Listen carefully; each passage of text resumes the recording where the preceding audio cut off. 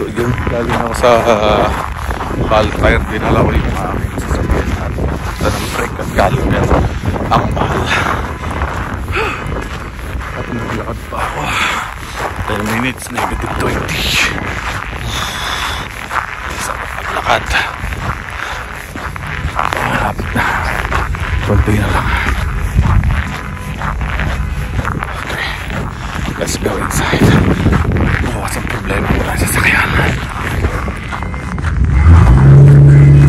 Sa lamig sa labas naglalakad.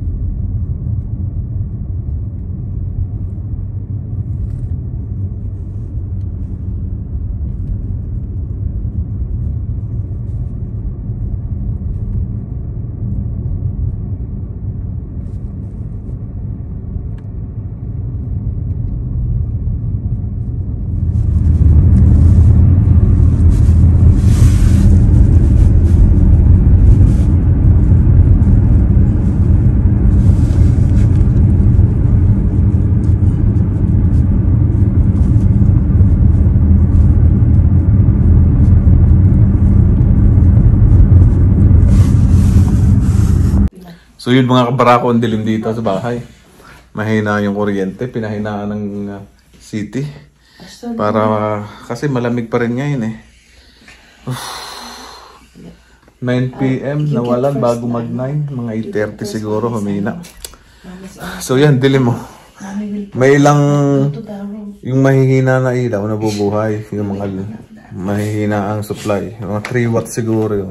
Yung sa banyo, tsaka itong sa kwan nabubuhay. 3 lang ilaw nabubuhay. So yun lang nga kabarako. Update lang. Buti na lang pwede naman mag-charge. Pero walang cable, siyempre hindi kaya kuryente. Walang internet. Buti na lang madami akong LTE. Okay, bye. So yun mga kabarako. Madilim, nandito ako sa sakyan. So nakuha ko na yung sasakyan, dinala ko ito sa Cal Tires Talyer para magpalit ng brake. Sa halip na brake lang, pati yung caliper pinalitan. Buti 2 caliper lang sa likod, sa rear. So yun, napalitan na. Ang ganda ng magpreno. So parang bago na. Pero yung presyo maganda rin. Nasa $2,000 yung binayaran ko sa 4 na brakes. And then 2 caliper sa likod. 2,000. Nasa kanya na 80,000 pesos lang naman. So yun lang mga kabarako. So ang saya lang kasi bago na yung brakes sa caliper na yun. Maganda na talagang itakbo. Pwede nang ibiyahin ng malayo. Yung snow, no problem na talaga. Bago pa naman yung gulong natin. Sinisipon si Barako Junior. Bago pa yung gulong, 1 year pa lang. Then maganda na, maganda. Okay. Ay, nakakapagod. Nakakapagod na Biyernes. Bye.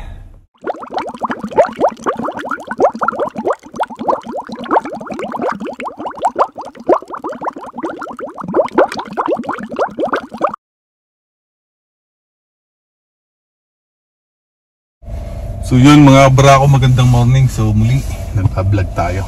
So medyo malamig pa rin, negative 11. So papasok na ako sa work. Ganun pa rin. Lamig. Okay, bye. So yun mga kabarako.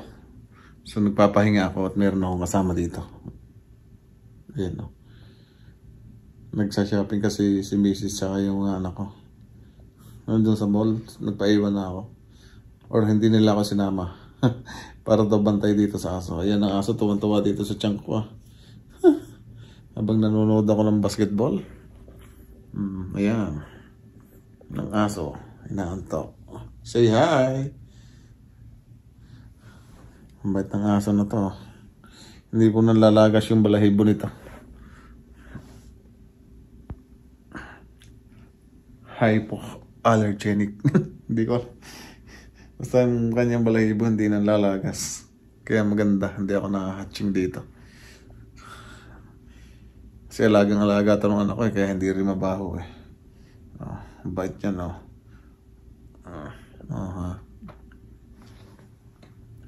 Hindi ko lang kung anong lahi. Ayan, nakatingin sa camera. Say, ow, ow. Say, hi, hi. Hi, hi to camera. Itingnan niya sarili niya. Beautiful daw siya. Babae yan eh. Ano ka, tao? Nanonood ka ng basketball? Nanonood kay James Harden? Ayan o. Andiyan sa tiyan ko.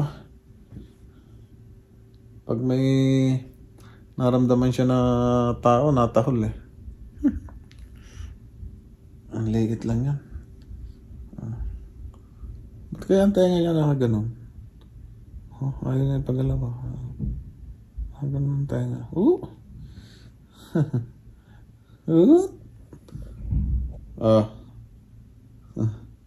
Siya ay isang batang-batang. Yan ah. Hindi po talaga ako mahilig mag-alaga ng aso.